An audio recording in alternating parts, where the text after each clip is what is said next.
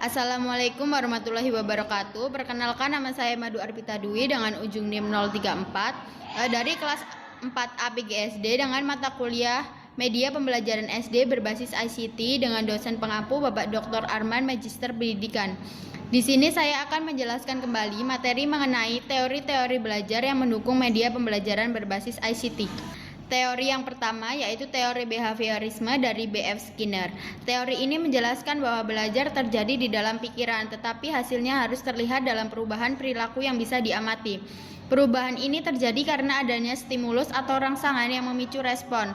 Agar pembelajaran efektif, stimulus harus diberi penguatan yang terbagi menjadi penguatan negatif, penguatan positif.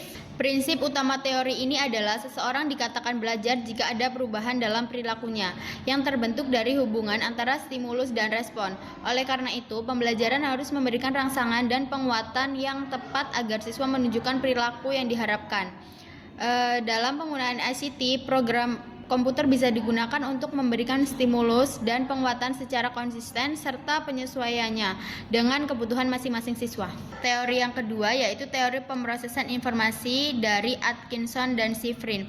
Teori ini menjelaskan bahwa belajar terjadi seperti proses penyimpanan memori pada komputer, di mana manusia memiliki 3 jenis memori: register sensorik atau menerima informasi, memori jangka pendek atau menyimpan sementara, dan memori jangka panjang menyimpan informasi secara permanen. Agar informasi bisa tersimpan dengan baik, pembelajaran harus dimulai dengan menarik perhatian siswa, karena kita lebih mudah mengingat sesuatu yang unik. Selain itu, pembelajaran harus menyajikan tindakan yang tepat dan memberikan latihan yang cukup untuk memperkuat ingatan dan memastikan informasi tersimpan di memori jangka panjang. Dalam penggunaan ICT, teknologi bisa membantu dengan menyediakan media pembelajaran yang menarik dan latihan berulang secara individual agar siswa lebih mudah memahami dan mengingat materi. Kemudian teori yang ketiga yaitu teori perilaku kognitif oleh Robert Gagne. Teori perilaku kognitif ini menjelaskan bahwa belajar harus disesuaikan dengan kondisi kognitif siswa, karena setiap anak memiliki keterampilan berbeda seperti pemahaman konsep, aturan, atau pemecahan masalah. Pembelajaran harus mengikuti 9 peristiwa instruksional yang disusun secara hierarkis, di mana keterampilan sederhana menjadi dasar untuk keterampilan yang lebih kompleks. Prinsip utama teori ini adalah pembelajaran harus terstruktur dan berurutan, serta siswa harus menguasai keterampilan prasyarat sebelum mempelajari keterampilan baru. Dalam penggunaan ICT, komputer bisa membantu memantau tingkat keterampilan siswa dan menyediakan aktivitas yang sistematis sesuai dengan tahapan pembelajaran. Teori yang selanjutnya yaitu teori sistem desain pembelajaran sistematis dari Gagne dan Briggs. Teori ini menekankan bahwa pembelajaran harus dirancang dengan sistem yang jelas dan terstruktur, mulai dari penentuan tujuan, penyusunan materi secara berurutan, pencocokan instruksi dengan penilaian, hingga pengujian dan revisi.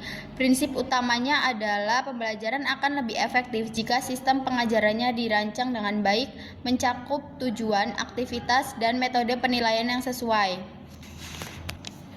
Dalam pembelajaran, materi harus disusun secara bertahap dan sistematis, serta siswa harus dipantau terus-menerus untuk memastikan pemahamannya.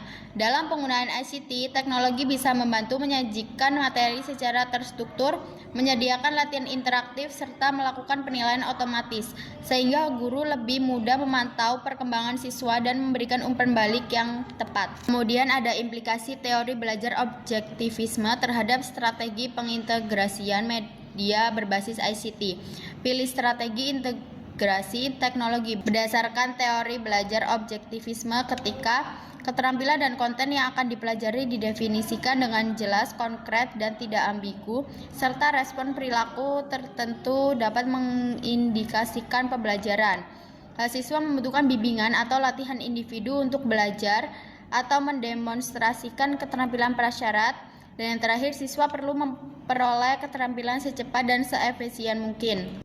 Teori yang terakhir yaitu teori aktivisme sosial oleh John Dewey. Teori ini menekankan bahwa belajar adalah proses pertumbuhan individu melalui pengalaman sosial dan aktivitas. Sekian penjelasan dari saya akhiri. Wassalamualaikum warahmatullahi wabarakatuh.